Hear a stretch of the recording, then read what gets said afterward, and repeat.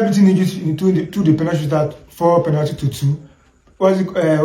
Our goalkeeper was very, very good. The man of the match for me.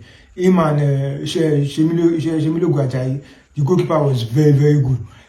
Nigeria and Egypt, they didn't even push back. They were just attacking each other. But there's not enough quality in this match for me.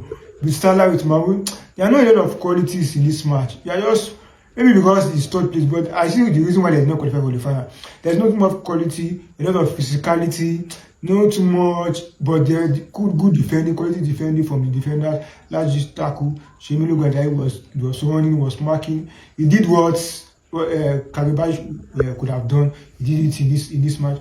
But also Nigeria, normally, I said Nigeria is going to win third place because Nigeria is the most successful third place team, losers final.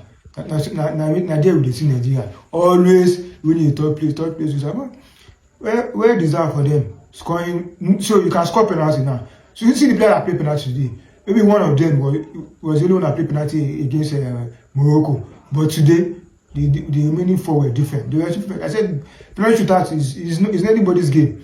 It's anybody's game. Even though he prepares, anybody's game. Keeper might be quality enough to stop the penalty.